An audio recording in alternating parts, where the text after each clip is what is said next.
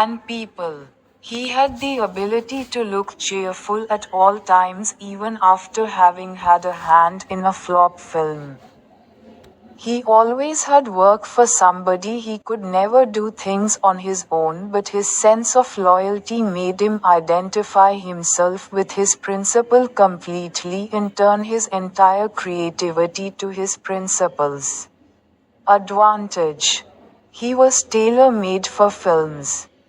Here was a man who could be inspired when commanded. The rat fights the tigress underwater and kills her but takes pity on the cubs and tends them lovingly. I don't know how to do the scene, hey.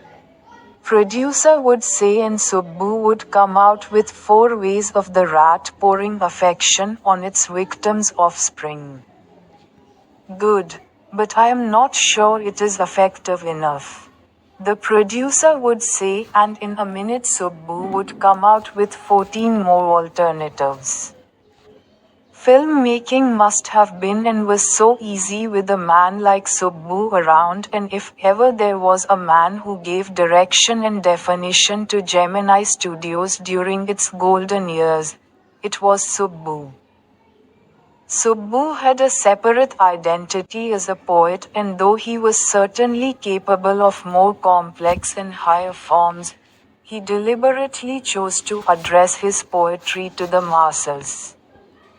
His success in films overshadowed and dwarfed his literary achievements, so his critics felt. He composed several truly original, story poems in folk refrain and diction, and also wrote a sprawling novel Thilana Mohanambal with dozens of very deftly etched characters.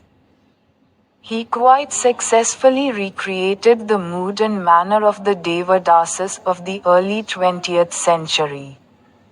He was an amazing actor. He never aspired to the lead roles, but whatever subsidiary role he played in any of the films, he performed better than the supposed main players. He had a genuine love for anyone he came across, and his house was a permanent residence for dozens of near and far relations and acquaintances.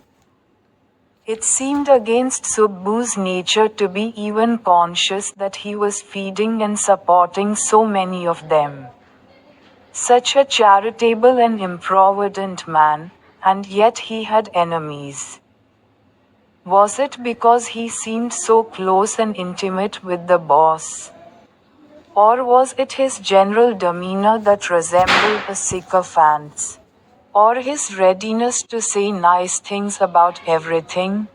In any और लोगों के साथ वह हमेशा खुश रहने की क्षमता रखता था, यहाँ तक कि एक फ्लॉप फिल्म में हाथ होने के बाद भी उसके पास हमेशा किसी न किसी के लिए काम होता था। वह कभी भी अपने दम पर कुछ नहीं कर सकता था, लेकिन उसकी वफादारी की भावना ने उसे अपने प्रिंसिपल के साथ पूरी तरह से पहचान दिलाई और अपनी पूरी रचनात्मकता को अपने प्रिंसिपल के फायदे में बदल दिया।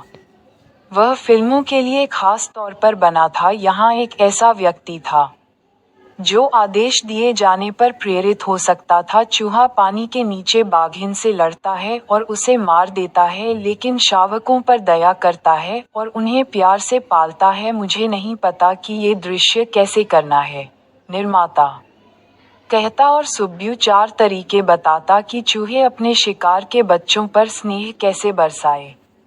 अच्छा है, लेकिन मुझे यकीन नहीं है कि यह पर्याप्त प्रभावी है, निर्माता कहता, और 1 मिनट में सुब्बू 14 और विकल्प लेकर आता।